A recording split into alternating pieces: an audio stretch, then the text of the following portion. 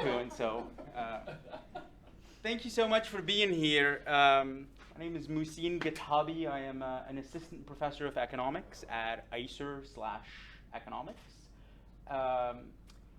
I'll be talking to you today about a project that's been ongoing for a little while. I'm calling this a work in progress / a work in process, maybe, depending on how it goes. And so I'm still mulling over some of the details, and so I would appreciate any feedback that you have. This is just a small chunk of an experiment that we ran last fall. And so for the bulk of the conversation, I'll be focusing on the results from the experiment that we ran last fall, essentially from the end of September to mid-December. And I'll tell you the details of what we did and didn't do and whatnot. So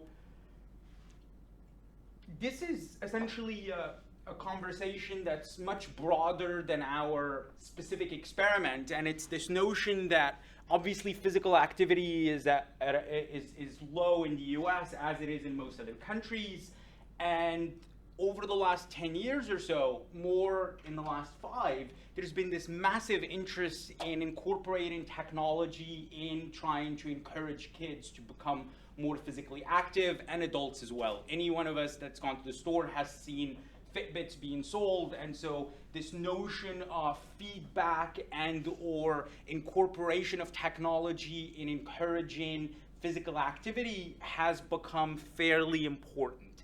There is quite a bit of work, which I won't talk about, that's trying to use incentives and some technology to encourage better eating habits. There is less so that's looking at the role of technology in actually helping improve physical activity. A little bit of the work that's been done has been done by private companies themselves. Fitbit that's done a little bit of work trying to understand whether or not the devices themselves actually help people be more active.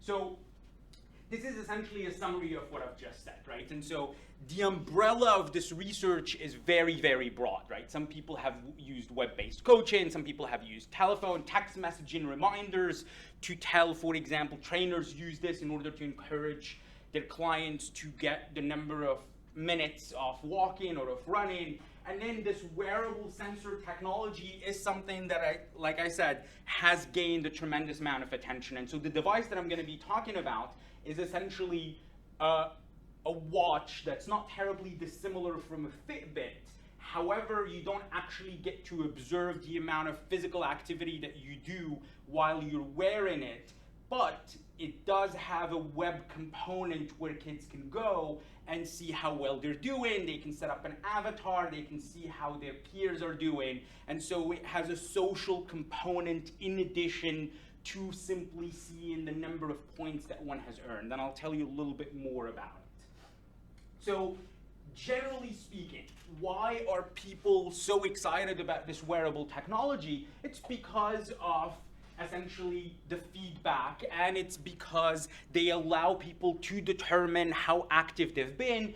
It allows them to summarize their data, to see it, to graph it. But like I said, most of the devices on the market do not have a social component. I may be able to see what one of my friends is doing, but there is no community type device that allows people to essentially interact with one another, challenge one another, and see how they're doing relative to peers. And so this is the name of the device that I will be talking about going forward. They're called scores. As far as I know, it doesn't mean anything, right? And so, so this is what they are.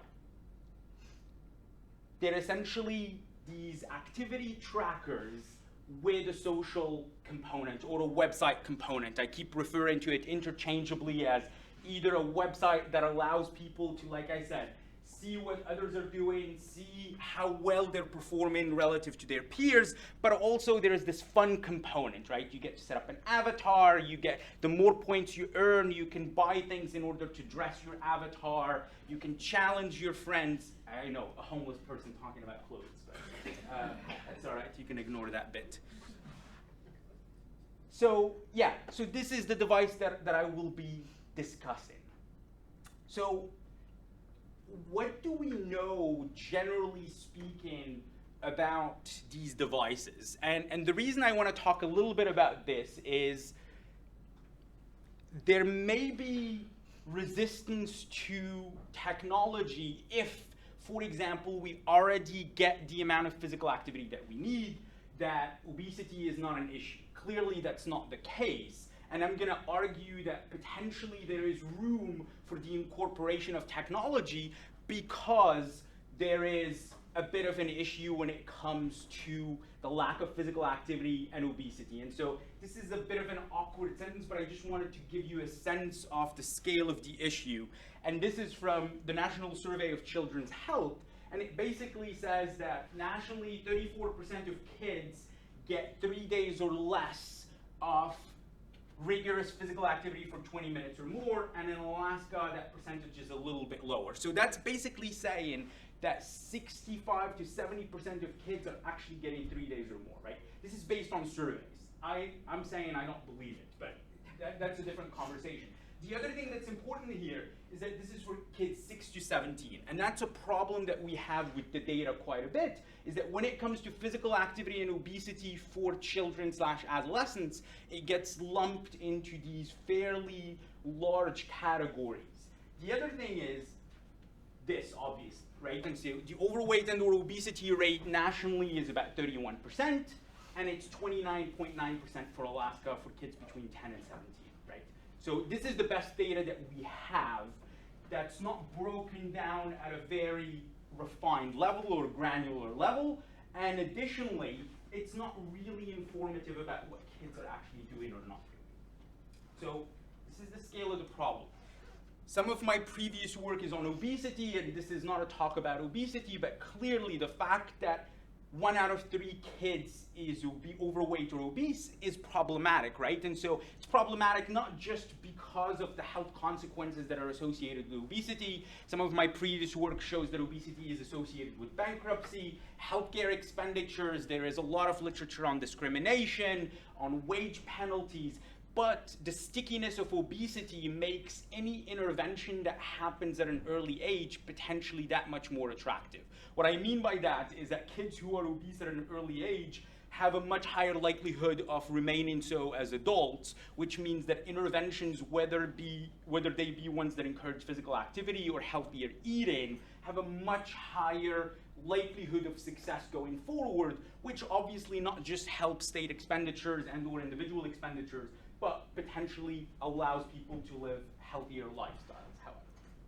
So this is something that matters because this data is based on surveys. There is very little data that's derived from objective measures of physical activity. So like I said, not only are the actual data sets that we have for these groups of ages that are fairly wide, but they're derived based on surveys. Now, I'll pivot very quickly to a little bit of research that has been done using some of these objective metrics, because obviously there is a slew of these types of watches across the country and across the world that have been tried, and so people have used them typically to understand patterns of usage or patterns of physical activity from these types of watches that measure either steps or physical activity. So I'll talk to you about a couple of these things, what they find, and how ours is potentially different. Because obviously we wouldn't be here if we didn't think that it was different, or I didn't think it was different. So these guys did focus groups, and essentially one of the things that they say is trying new activities, increasing school-based activities with friends, and including technology along with rewards and incentives can all be effective. And so there is this qualitative research that's basically encouraging the incorporation of technology as a way to mitigate these falling activity levels.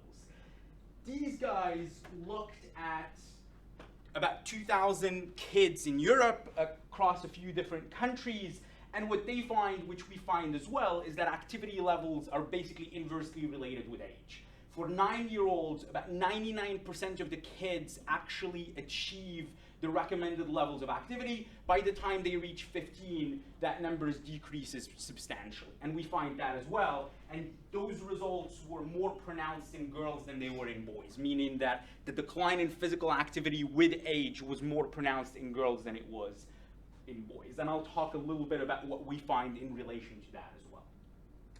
And these guys did something that's really interesting, and their experiment is not terribly dissimilar from the one that we're running, are we in the fall or the spring? This fall, in that they basically used some tracker, some activity tracker, in order to allocate 3 different types of schools to either this peer modeling, which is basically this video that encouraged them to get physical activity, plus rewards. One group that just got the video encouraged them to do physical activity, and one group that was the control. And what they find is that the group with the video plus the rewards essentially increased the number of steps pretty substantially. Interestingly enough, when they do a long-term follow-up, they find that the group that did not receive the incentives but received the video fared better in the long run. And so it's difficult to decompose whether the channel was actually the video or it was the incentives. And so for the purposes of today's talk, I'm not talking about incentives. This is something that we're testing this fall, and we'll get back to a little bit later. So clearly, I want to convince you that what I'm doing is different and worthy. There is really nothing out there so far that basically looks at this mix of activity tracker / web component, meaning no work has investigated whether or not the feedback that students potentially get, or adults for that matter, but today's talk is about students, whether the type of feedback that actually incorporates a social experience has any effect on physical activity. And so essentially going forward for the rest of the talk, I'm gonna be explaining the design that we undertook in order to hopefully isolate or tease out the effect of this social experience from whether or not you actually just have a device that calculates how active you are. So this is what we did. We were lucky enough, and I didn't say this at the very beginning, this work essentially is funded by Providence, Alaska, and we worked closely with the Anchorage School District, and so we reached out last fall, well, before that, and we tried to recruit schools to participate in our study.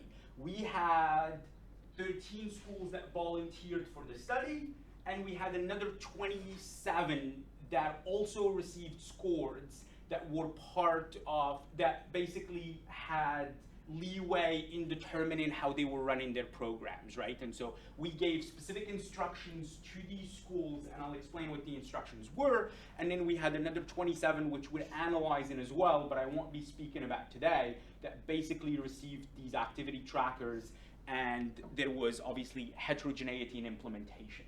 How did we do this? So it's a two-group design. Half were random, and the randomization is happening at the school level, right? And so unfortunately, obviously, we couldn't randomize at the individual level, so it's a group randomized trial, if you will. So we randomized at the school level. Half the schools received these scores with website access, right? And so they basically got the watches. They also got usernames and passwords to these websites where they could go, set up these avatars, they could sync the watches whenever they wanted. So you can, whenever you use the watch, so it measures, it's an accelerometer that measures all sorts of activity, not just when you're intensely doing something. And then you can sync it, you can see on an app or on a computer how many points you've earned, how highly ranked you are, and you can buy all those little things and gadgets that I was discussing a second ago. And so half of the schools essentially got this, right? And so they got this full access, and I'm gonna be referring to them as either website access or full access, and then half the schools essentially got the watches. So when you wear the watch, irrespective of how much activity you have, you don't actually see anything on the watch, right? And so it's, unlike a Fitbit, it doesn't tell you anything. And what we did is basically those students had no access to the website. Instead, as a compromise, we sent them leaderboard reports once every 2 weeks, right? And so I basically compiled these reports and sent them to the teachers once every 2 weeks, and then the teacher would post them and show them how well they had done. And what they saw in those reports were essentially the average daily activity over that 2 week span, right? And so for all intents and purposes, the kids in my treatment group essentially were just receiving these reports once every 2 weeks, telling them how many points they had accumulated over the past 2 weeks. Yes? Do they see what other students, what their other students' activity is in that? Yeah, so it's a leaderboard that literally shows everybody in your class essentially, and so by username. Okay. Yeah, and so you see how well you did, and you also see where you are relative to everybody else. Right? Any other questions about any of this? Yeah. And then in the other group, when you sync it with your iPad or your computer, you see a daily leaderboard, right. A weekly leaderboard, yeah. Or how does that work? Right. So in the you're talking about the kids that had complete access. Right. So they see their daily leaderboard, I believe, but obviously they can go onto the website and see and customize it and see whatever it is that they want. Okay. Yeah. So one important thing is that for the treatment group, i.e. the kids without the website, they didn't even have the ability to sync and see that, right? They were syncing with this device called a dongle, right? Mm-hmm. So yeah, so I've got score, dongle, and I'm gonna drop a couple more on you guys. Yeah, so they didn't get any feedback when they were syncing either, right? And that was the only place where they could sync is at school, right? So the teachers, and they had to go to the teacher to actually sync their devices. Okay, so I'm just going to show you this just for transparency purposes. By the way, every single kid that participated in this, we sent out permission slips that had to get signed, and their parents had to agree that we were going to have their data and that they were participating in the study. And so I'm just going to show you essentially the setup. Not that it's exciting, but it's just so that you know what we're actually doing. So for the control group, and the control group again is people that had full access to everything from September 28th to October 2nd. They were given the devices, but were not actually given access to the website. And then on October 2nd, so I wanted basically a mini baseline. It's not a great baseline, but we can talk about that later. But I wanted at least an opportunity to observe these kids without them having access to the website. So after October 2nd, essentially these kids just had full access, right? And so you have access to the website and you can do whatever you want and you can see how well you're doing and how well your buddies are doing. This is the treatment schools, and this is the schedule essentially, right? So every 2 weeks, you got your average daily points earned between that particular 2 week period. Mouhcine, are they aware that a website exists, that they don't have access to it? So we have a little bit of contagion. We had a little bit of contagion. There were a couple of people. So there are some people that either reached out to the principal or their teacher and they said, we want access to the website. And they ended up getting access to the website. But the way I was checking it, I mean, it's a very unscientific way. But so if you go through the website and you see that somebody that's in the treatment group has an avatar, you know that you have a little bit of contagion. And we had There's also a report that shows right. how many times, if at all, they logged in. Right. Okay. Yeah. So I get the number of logins and number of things. Yeah. Okay. So, but for all intents and purposes, what we told clean. teachers to tell them is this is a tracker that keeps track of what you're doing, and that's that, right? And so, and then you're gonna get these reports once every 2 weeks. And when we sent the materials to the parents, we did not include information about the website, right? And so it was fairly clean in that the number of students that knew this or actually took advantage of it were very few. But yeah, so anyway, these are just the dates. And then December 13th was the end of the experiment. December 14th, all of the students in the treatment schools were actually given usernames and passwords in order to actually have full access, right? And so for the purposes of the analysis that I'm going to be talking about here going forward, I'm basically focusing on September 28th to December 14th, right? And so there is some stuff that's in progress where I'm basically leveraging regaining access to the website as almost in and of itself an intervention, right? And so seeing if those same students, now that they have access to the website, are behaving differently than they did previous to access to the website. So this is what I would like to talk to you about going forward. So we had 13 schools in our experiment, 7 in the control group website, 6 in the treatment group, no websites. Control school had about 1,032 students to start with, and the treatment group had 944, okay? So that's basically the basics. And now we'll get into these patterns of usage, and just stop me if you have questions about any of this stuff. So this is what activity throughout the day looks like.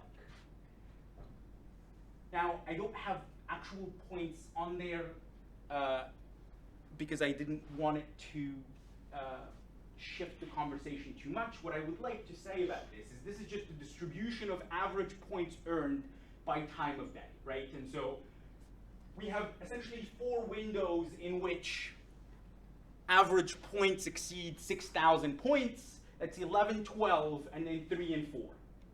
And one thing that we've been talking about as our little group is that activity levels obviously start decreasing right after school, right? And I'll talk a little bit more about that. So most of the points that kids earn are essentially during school hours, 9 to 4, 9 to 5. Right after that, we can see a decline in activity levels. And by the way, I need to say this before we move on. What I'm essentially saying in my data, go ahead. What is a point? Okay, yeah, so a point, so I'm gonna convert it to steps later, Okay. but for all intents and purposes, a step is essentially somewhere between 4 and 6 points. And I'll discuss the details of that. So I want to focus on just talking about points. So points essentially are indicative of activity, right? So it's an accelerometer, so it doesn't just pick up when you're just running. It picks up if I talk with my hands, and so it would pick this up as well, right? And so it picks up both passive and active physical activity, if you will, or any activity for that matter. So like rolling over in your sleep would pick So up? playing guitar would get that, moving would get that. So any sort of movement would be picked up, right? And that's what you're seeing here, right? And so that's noise, if you will, right? And so I do a couple of different things in order to hopefully convince you that that noise doesn't matter and we're actually capturing differences in real activity, if you will. So like I said, 4 windows in which activity levels exceed about 6,000 points, and the rest of it is fairly even with, like I said, these decreases that happen post school. What you're looking at here is basically the distribution of points earned for both school hours and after school hours by gender, right? And so what you're seeing here is this is the median, this is the 25th percentile, this is the 75th percentile, and these are the min and max, and I'm excluding any outliers or outside values. And so I just wanted you to see the evolution of points earned essentially throughout the day, and then obviously this is very interesting, right? And so you can see this decline that happens here after school. And the other thing that I'll show you in a second is that the differences, so these are boys and girls, right, male and female, differences between boys and girls are more pronounced during the school hours than they are after school, right? And so again, these 2 windows are the most active windows, and then at 3 o'clock as well is one of the more active windows, and then right after school you see 4, 5, so you can see the median here obviously starting to get below 5,000 points for both boys and girls. And this is just a t-test, essentially trying to test the differences in average points earned between genders during those 2 windows, right? And so during school, so this is between 9 and 3 p.m., and I'm asking, are there statistically significant differences between the averages earned by boys and the averages earned by girls? And obviously this basically says that girls on average earn about 475 points per hour than boys do. Now, that basically, for context, the average number of points earned during the day is about 3,800 points. And after school, those differences shrink a little bit to about 153. And so these are, again, unconditional tests of differences during these two different windows. Let's see, what about as a percent of total points? Are they still different? You mean daily points? No, the difference between male and female, absolute difference is clearly bigger during school Yeah. than it is after school. You mean if As I a lump them percent of together? as a percent of total points earned, because total points is high, so you'd expect any difference in absolute sense to be larger when more points are being earned and when fewer points are being earned, right? So I don't think I'm not as a following. percent of points being earned after school, is that number for females, is that significantly different than the number during school? As a percent of points earned?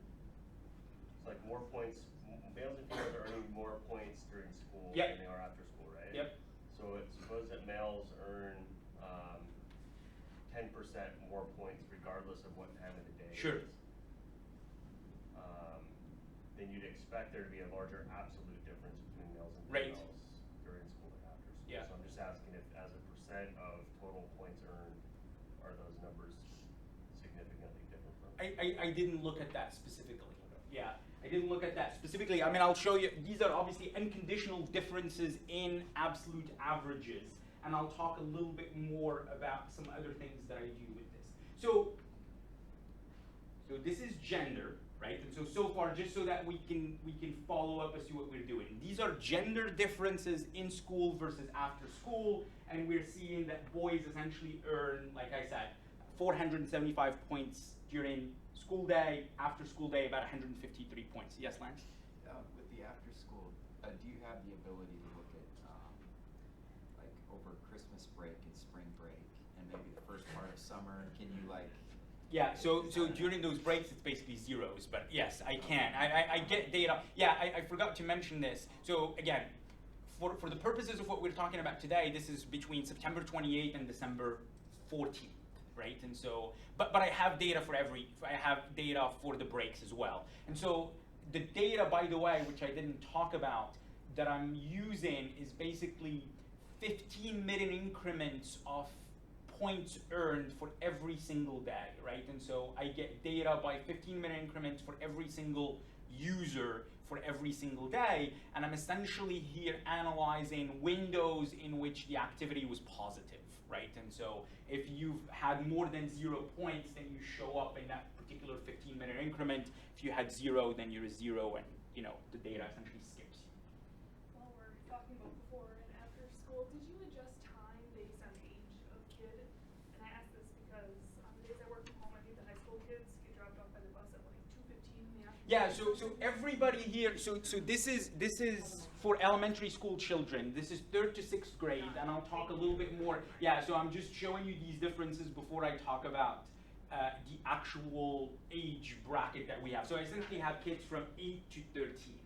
Yeah, I have a couple of 7-year-olds and a few 13-year-olds. For all intents and purposes, this is 8 to 12-year-olds. Yeah. So it's 3rd to 6th grade. Now, I'm just shifting, and I'm basically showing you the same thing that I showed you earlier, except that these are differences by age. And again, these are unconditional differences by age. And the way to read this is essentially, this is a 10-year-old relative to 11, 12, 13, 7, and 8.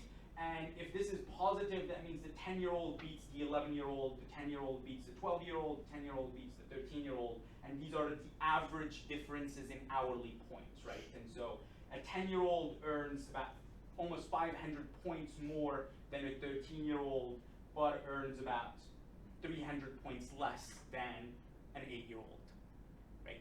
And again, this is very consistent with what I showed you in that little review, where points earned are inversely related with age, right? And so essentially consistent with all the literature that we see, that as kids get older, the actual activity levels start to decline, right? And so again, this is average hourly, and so this is arguably picking up intensity as opposed to length of time that the device was actually worn, right? And that's one of the reasons why I'm doing the analysis both at the hourly and at the daily level, and I'll talk to you a little bit about that, right? And so this is basically telling me, on average, an 8-year-old earns about 300 points more than a 10-year-old, and this summarizes a little bit about that. And like I said, that's basically 1/10 or a little bit less than 1/10 more per hour, right? And I'll give you context later as to how to think about these points,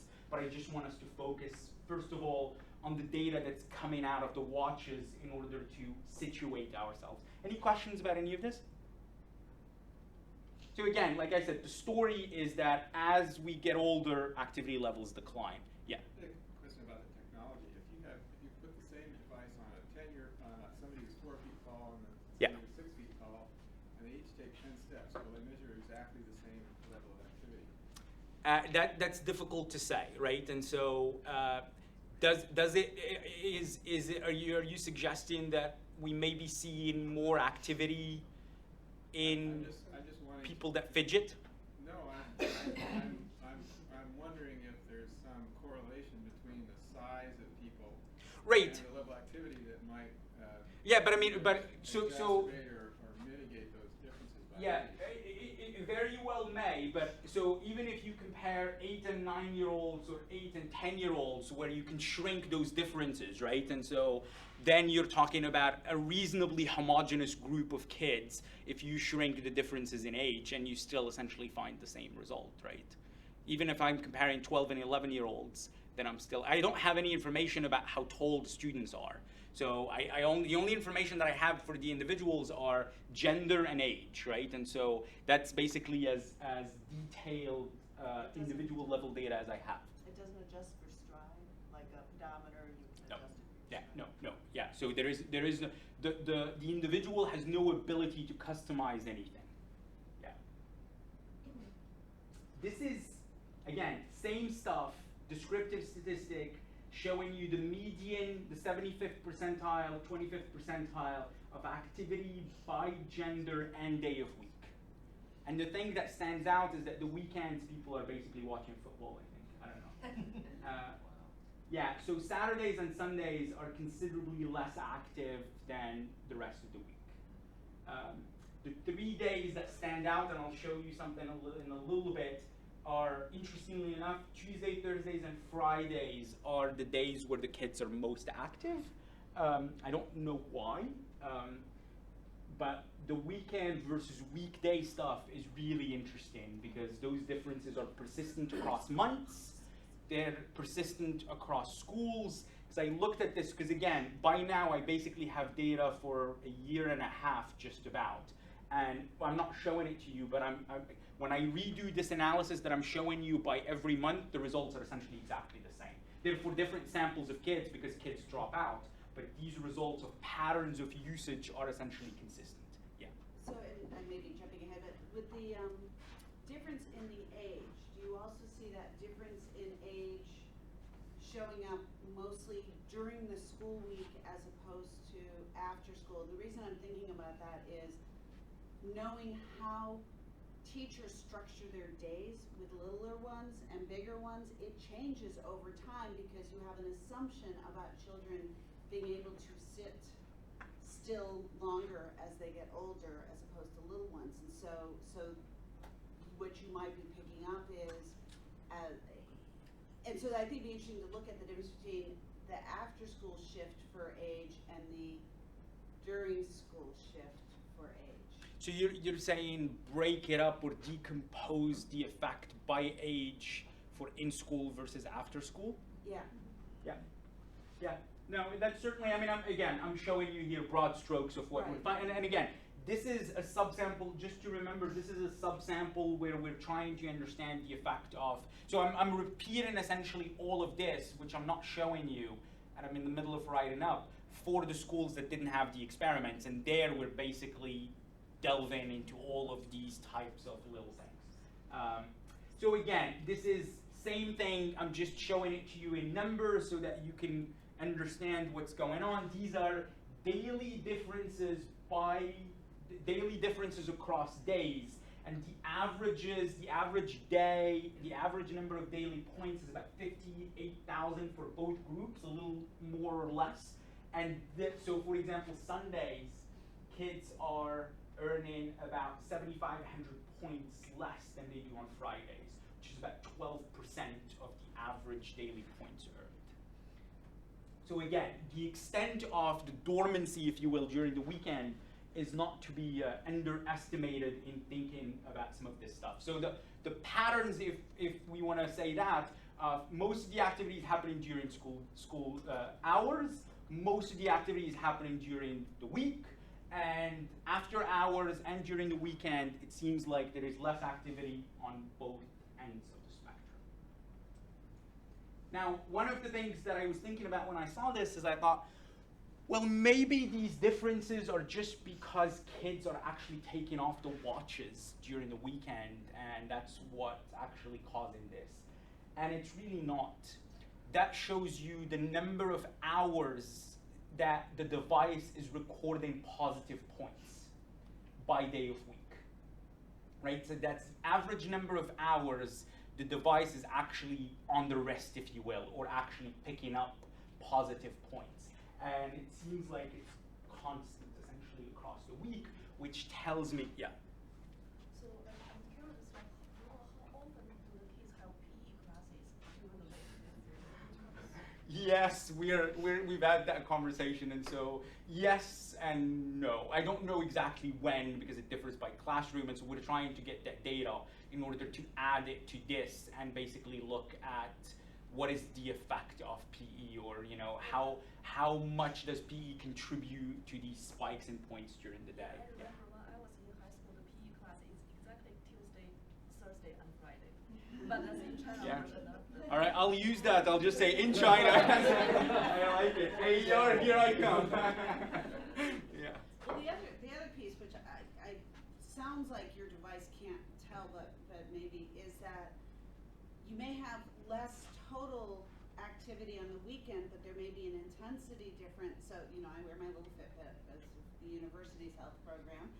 And it's really clear that on the weekends, I might not get as many steps on some days, but those steps will be a 2-hour hike rather than. Yeah, that's not the case here. Okay. Because when I look at the average hourly for specific windows, which I'm not showing you, but when I do the analysis of the hourly rate, which obviously picks up intensity as opposed to length of device worn, I'm still finding essentially the same pattern. But yeah, no, I mean that's a good point. So we saw differences in gender, differences in age, differences by day of the week, and then I'll show you differences between Title I and non-Title I schools on average. And I'm showing you this for the purposes, so like I said, we're doing an analysis of Title I versus non-Title I that's a lot more comprehensive for the non-study groups. But, and by the way, Title I schools, I feel like that's what the Canadian is asking about that. And so, I didn't want to embarrass myself and That's just okay. point it out to everyone. yeah, well. That's what we're here for. Yeah, Title I school, Title I is a federal program, essentially, that funnels money from the federal government onto states and into schools in order to improve outcomes for underprivileged schools, essentially. Yeah, and so the reason I'm showing you this is because I have lack of balance in my randomization, and so one of the things that driving that is that I have 2 Title I schools in one of the groups, and those Title I schools essentially have very different demographics, they earn very different number of points, they wear the devices less often, but this is obviously very important as well from a policy standpoint, right? And so, and like I said, for the non-study schools, we're focusing on that, and this is obviously almost a fifth of the daily activity, right? And so, and like I said, towards the end, I'll give you context in converting these points to steps and into minutes so that you can wrap your heads around this. But think about this as essentially if the average daily points are 58,000, like I said, this is basically a fifth of that or close to it. So you don't have a Title I school in the control and treated group? I have two schools in one of the groups. Okay. Yeah. But, and, okay. I have 0 in the other one. And I'll hopefully you'll see that once I account for demographics, I'm actually capturing what the Title I status does. So this is the unconditional comparison of the hourly points by treatment and control groups. And what you see here, and I'll show it to you in numbers in a second, is that treatment groups are actually earning more points. But the treatment group is the one that doesn't have any Title I schools, right? And so when you do an unconditional comparison, you basically find that students that are in the group that didn't have access to the website are earning more, right? But those students happen to have very different demographics than the students in the other group. And as I'm gonna show you, once I control for those demographics, the results actually flip. And so the effect is strong enough to where it's basically telling me if those same students had access to the website, they would have earned even more points. But this is an unconditional comparison, and I'm showing it to you after the Title I because I'm basically saying that a lot of these unconditional differences are driven by the differences in demographics. This is these are the hourly differences, again, unconditional differences. And this is basically saying that control groups are earning about 160 points less per hour than the treatment group for the reasons that I just cited, right? And so this is, again, not controlling for anything else. So this is what my actual sample looks like. These are number of student hour observations. These are the number of students, schools. These are the only two individual characteristics that I have. And these are the school characteristics, and this is the lack of balance that I was talking about a little while ago.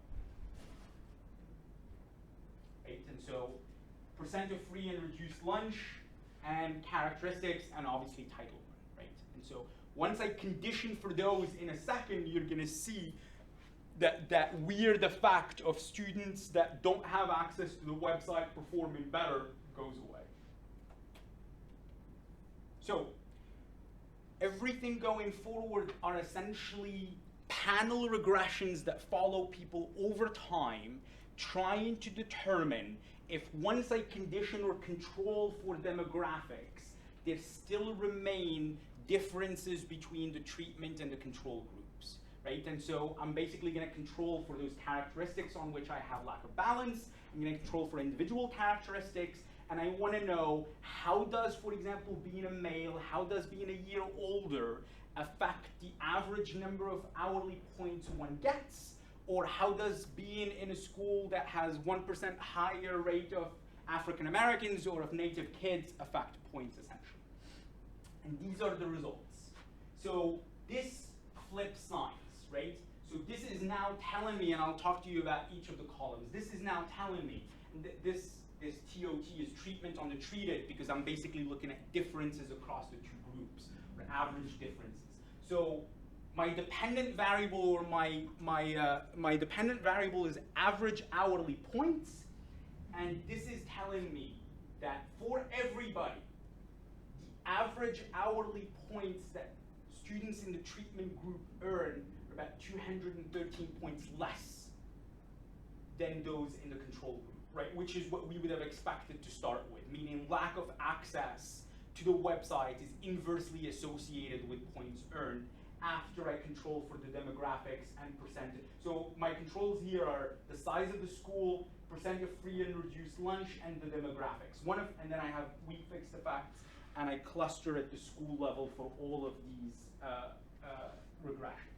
So this is the column that tells you essentially how is being a boy related to average points relative to being a girl. So if you're a boy, everything else at the mean, you're basically earning about 280 points per hour more than if you're a girl. For every year you're older, you're basically earning about 70 points less. This is the same regression, except that now it's at the weekday. right? And again, the results hold. This is the same thing for the weekend. They're a little bit weaker, but for all intents and purposes the same. And then I do a decomposition again, similar to what I showed you earlier, of during school and after school.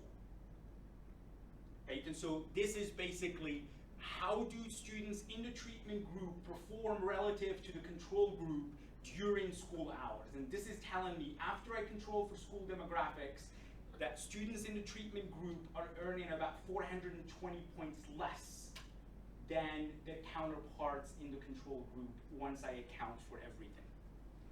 Mouhcine, I would expect that if that effect is larger for the treatment or the treated school, that there would have been some offsetting effect for the after school to get to the 220. So for instance, if it's 418. Well, so sorry, so this is, I define after school as 4 to 9. Oh, okay. And so I basically don't have The night here. hours. Yeah, exactly. That dormancy that's basic, because I don't know what to do. I don't know how to think about it, and Yeah. so I understand what you're saying. Yeah. So those don't average to the total. I'm just saying this because it's on my mind right now, but a placebo test would be to see if those are different at night. Well, right. Yeah. Exactly. And we actually talked about there is no reason why they would be different, Right. right? Yeah. You're right. Yes. How many schools were there again? 13, 2,000 students. Are there school-based effects? I can't, because of the treatment and because the randomization is at the school level. So the school stays as either treatment or control for the, Gotcha. so I can't. Yeah, so like I said, the next iteration of this is essentially to exploit time post them getting the website and just doing a difference in difference, right? And so, yeah. In your data, you only have the gender and the age. The demographic is by school, correct? By school, yes, yeah. So this is all school characteristics. These are the only things that, so this is controlling for the percent of kids who are of different races, yeah. So if you look at differences in nutrition over time between the treatment. I'm gonna get to that. So that's, I'm treating them, for the purposes of this, I'm treating that nutrition very separately from this point analysis. And then, Yes, ma'am. So go ahead, Lance. And then just one other thing, so with have you looked at just those break periods to see if there are these treatment differences in Break breaks? periods of? Like, over the winter break and the spring break, or have you looked at those separately as like a separate after school? Yeah, not for this, but like I said, yeah, I mean, the decline in activity is pretty momentous during the But breaks. the treatment differences there, I would expect would also be much bigger even, right? So I don't have, during the analysis, I don't have any breaks, right? And so September 28th to December 14th is my analysis. Oh, I was On this thinking set it of was, Yeah, okay. yeah, but I mean, I have data that include breaks, but for this particular, I guess I have Thanksgiving Yeah. in there, and so I can look at that specifically. But yeah. Yeah, maybe you said this, but are these, as data here, normalized or controlled for the fact that kids aren't always wearing their watches? So Yeah, so this is all run on just positive points, right? And so this is just on actual hours that are worn. So the device essentially is picking up any activity that happens, and so this is run on the number of hours. When I move to, this is at the hourly level, so it doesn't really matter, right? And so I'm comparing average hourly levels. When I do the daily regressions, I control for the number of hours the student has actually worn his or her device. how do you do that? I count the number of actual hours in which you have positive activity, right? And so, and then I include it as an explanatory variable in the daily. Okay, so that's not shown. This is hourly.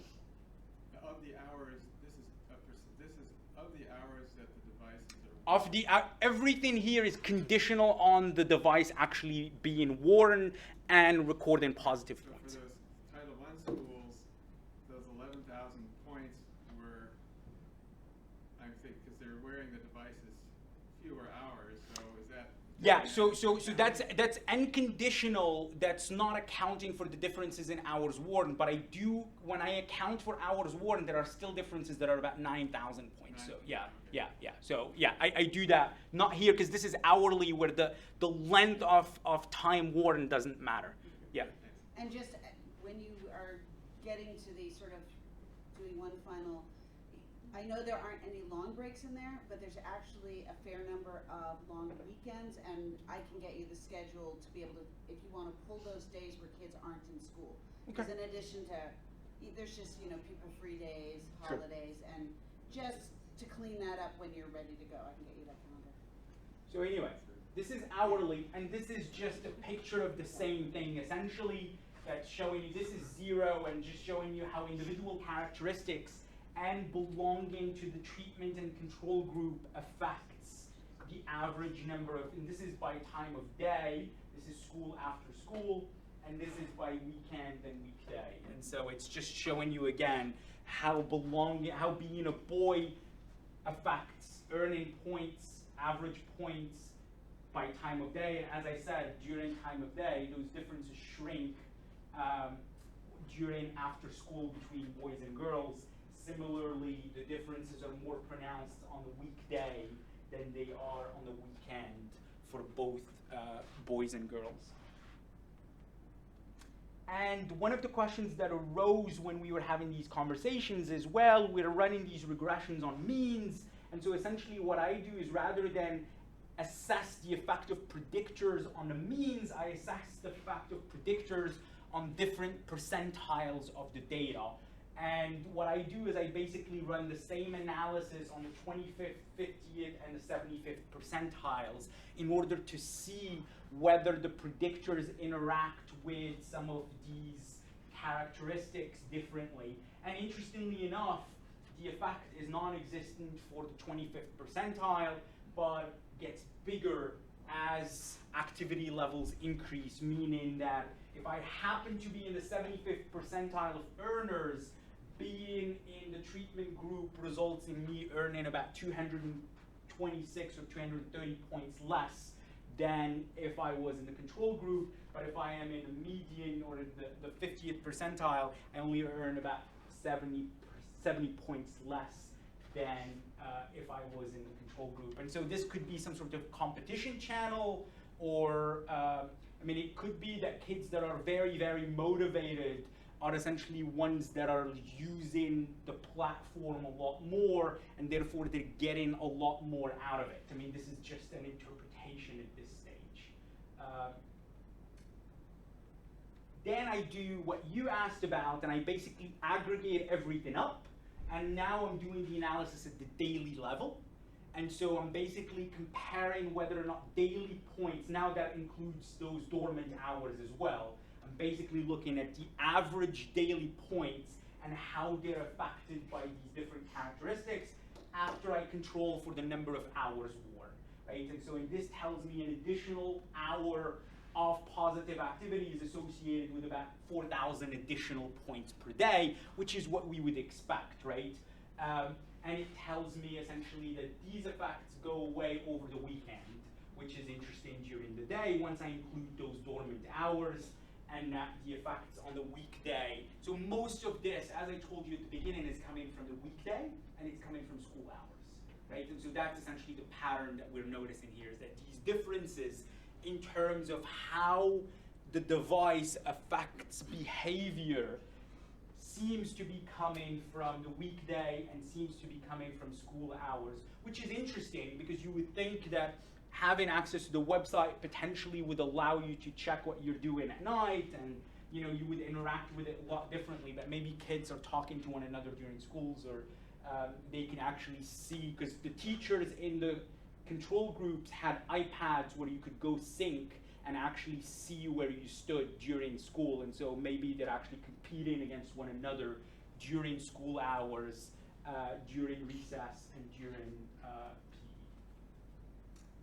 And now we're going to shift the conversation completely and go to what Lance has asked about, which is the dropout, right? And so one of the problems that's arisen as a result of the introduction of these devices is that the attrition rate's been high. And this is basically just a little bit of a snapshot, and that word is very morbid. I need to change it. I have deaths in there. So let's say non-continuation of usage. Nobody died, I promise. If anybody's here from IRB, nobody died. Kids are fine, I promise. You're happy. So this tells you, I think, I don't know. So this tells you what we started with, and it tells you how many devices essentially stopped being synced, right? Because I see you in every day, every 15 minutes of every day, and I also see the last time that that device has been synced, right? And so in my whole panel, I can see the last time that you actually recorded any positive points. And these are days, right? And so this is 0 to 10, 10 to 20, so on. And this tells you that basically by the 80th day, we were basically at 900 devices that were left, right? And so what I'm gonna be trying to explain is,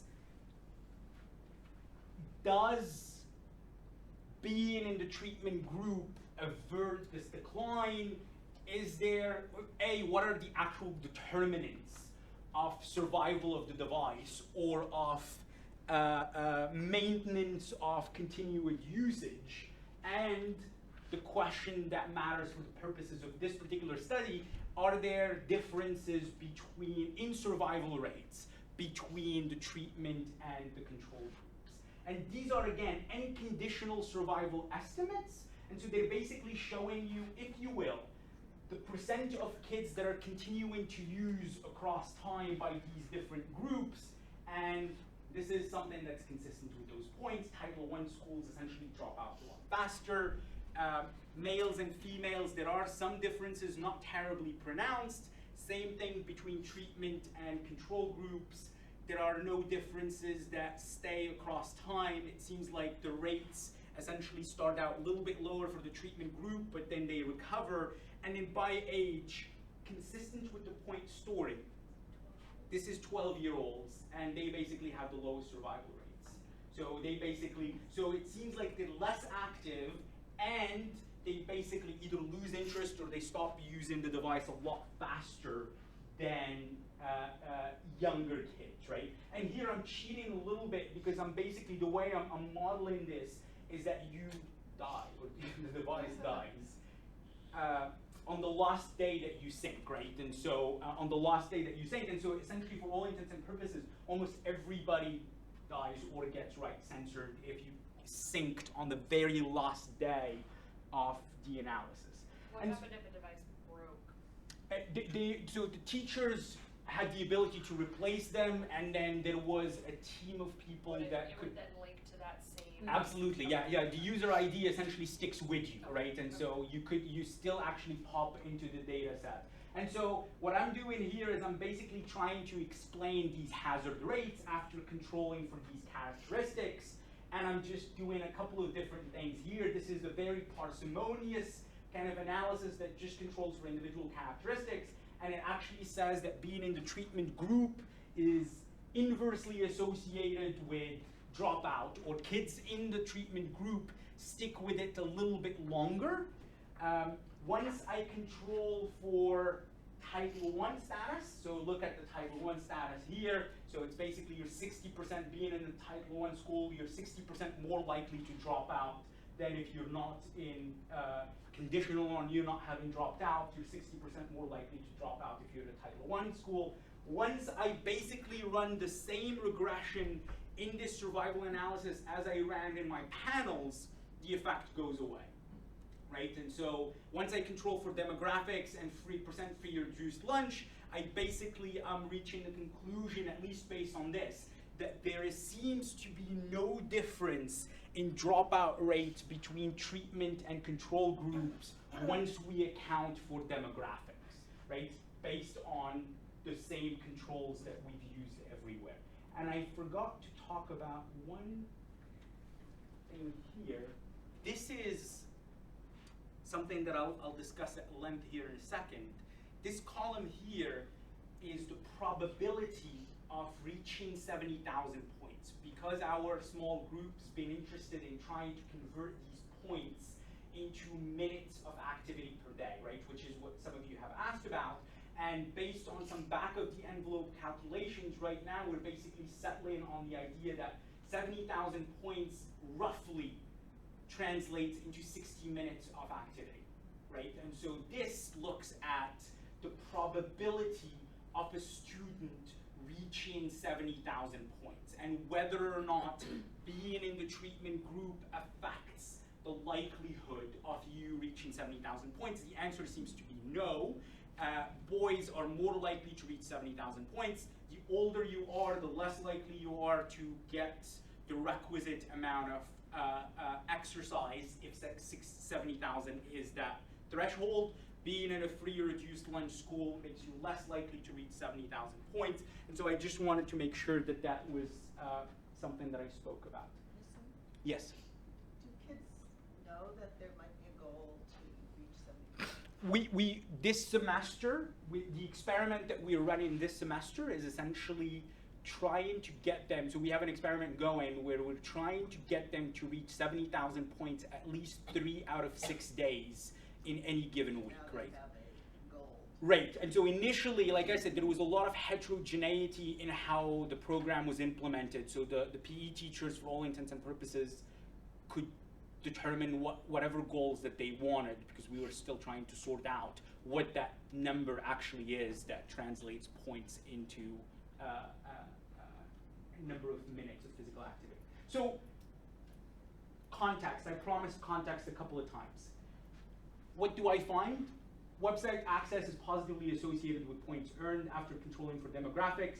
Students in the treatment group earn about 1,600 points less than they would have if they were in the control group or if they actually had website access.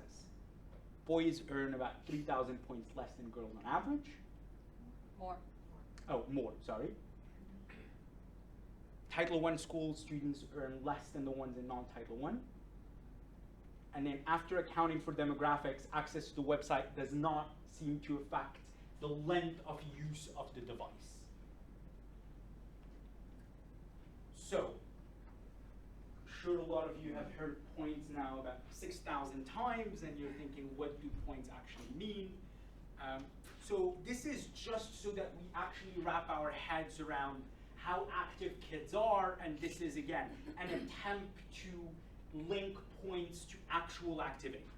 So number of users in October, and this is all October stuff, 953,888. If I count the number of students that average 70,000 points in each of the group, so this is, again, 70,000 is roughly equivalent to 60 minutes of physical activity. I get that 24% of the kids in the treatment group are getting essentially the activity that they need, 26% in the control group. The average hourly points were about 3,900 in both groups, average daily points about 57,000. And then I try to convert these points into steps per day, right? And so from the score, the website, they say that basically a step is roughly between 4 to 6 points. Here I take just the average, take 5. If I divide these average daily activity points by the number of scored points per step, I get that kids are essentially getting about 11,000 points, 11,000 steps per day. Now, based on research on the equivalency between steps and 60 minutes of activity, the consensus is that boys need about 13 to 15,000 steps a day in order to get something close to 60 minutes. And that girls need about 11 to 13,000 steps per day in order to get to 60 minutes. So if I average those numbers that I just told you about the requisite number of steps that are necessary for people to essentially be classified as active, I find that essentially there's a step deficit in both groups in the sample that we're talking about today, and this holds, generally speaking, for the other group as well, of about 1,300 steps per day. And that's basically, again, 1/10 of the amount of exercise that's potentially required.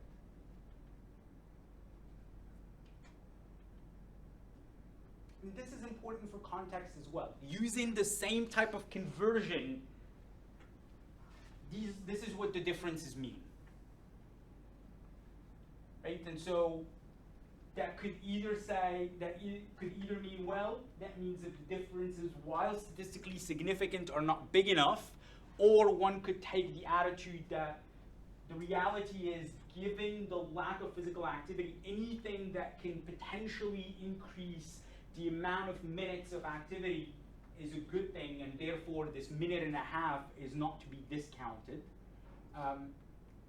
Same thing, using the same methodology, if you will, in order to convert these points into minutes per day. Boys are essentially earning about 2.5 minutes, and then Title I and non-Title I schools are earning, Title I schools are earning about 11 less minutes per day. This is just a summary of the other stuff that's currently going on. Last spring, we basically tried to test the effect of personal versus goal setting. We had a set of schools essentially determining 70,000 points as the goal, and then we had another set of schools trying to encourage their students to simply increase the number of points that they had earned from the previous month. This fall, we have an incentive scheme going on. Like I said, we're basically telling both sets of schools, we have 14 schools, 7 of them are being asked to try and reach 70,000 points at least 3 out of 6 days. And every week, the teacher announces the students who have reached that goal. And then in the treatment group, same scheme, but we're also rewarding the kids who hit that 70,000 point target on at least 3 out of 6 days with stickers and scored bands, essentially. And then, like I said, we're analyzing the rest of the non-study schools separately to try and understand more regarding patterns of usage, generally speaking, without having to think about this access to the website aspect of it. And that's it. That's all I have. Questions, comments, concerns? Yeah. So granted, we're talking about a small qualitative effect, I guess. Is it one conclusion that we should draw then, that the immediate feedback is counterproductive in terms of getting kids to exercise? And if so, why would that be? Why would the immediate feedback be counterproductive? Because I thought that the treatment group, the immediate online feedback, They did better. oh, sorry, I misread that. Yeah. So I'm referring to the treatment as the people that did not have access to the website. Gotcha. Okay. I Right. missed that. So the treatment are students that do not have access to the website, and after accounting for demographics, those kids are earning less points I per. thought that your hypothesis was completely flipped. No, Okay. no, not quite. Okay. Yeah. Question. The variable was access to the website, but do you have any idea of how they used it, or did they? Or didn't Yeah, they? so I'm not including it in here. I have the number of logins and I have the number of syncs. Syncs are not necessarily